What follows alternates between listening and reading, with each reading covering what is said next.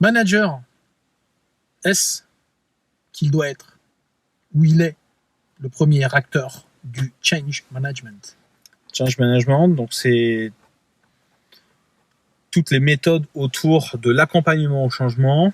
J'ai tendance à dire plutôt 10 fois qu'une. Oui, le manager est le premier acteur du change management parce que son objectif et son rôle, c'est de pérenniser l'activité de l'entreprise en s'assurant un haut standard ou un standard économique viable, optimisé. Son approche en permanence devra être de s'adapter à la situation pour que l'organisation puisse délivrer ce qui est attendu avec les meilleures ressources possibles. C'est pour ça que vous m'avez peut-être déjà entendu dans les vidéos faire la différence entre efficacité et efficience avec l'histoire et la blague du char d'assaut et de la tapette à mouche, où le char d'assaut est efficace pour écraser une mouche, mais une tapette à mouche est efficiente.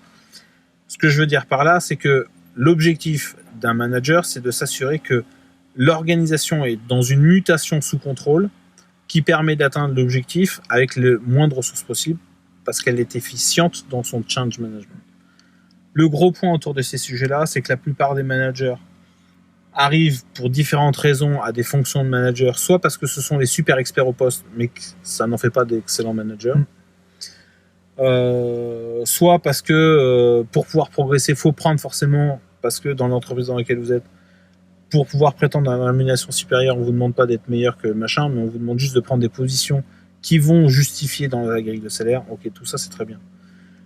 Le gros point, c'est que si vous ne maîtrisez pas les outils de change management, vous allez à un moment ou à un autre perdre un temps, une énergie considérable pour la simple et bonne raison que vous n'allez pas savoir accompagner les équipes dans ce qui doit être fait pour être résilient dans la durée autour de j'accompagne mes équipes pour faire face, je sais leur emmener les sujets pour qu'ils comprennent ce qu'on attend d'eux par rapport à cette situation-là. Donc, autour du change management, il y a 8 étapes à respecter. Il n'y en a pas 15 000. Il faut juste les connaître. Il faut juste se les appliquer à soi-même en mode checklist, étape par étape par rapport au projet dans lequel vous êtes. À partir du moment où c'est clair et que ce sujet-là, il est sous contrôle, vous allez vous rendre compte que c'est basique, c'est simple et ça roule. Encore une fois, on ne fait pas décoller un avion sans checklist.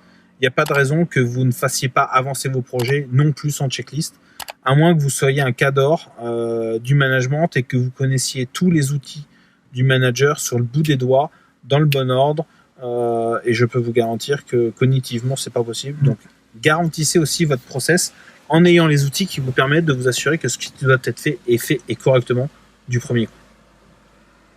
Pas plus. Voilà, Salut. allez, au plaisir, salut.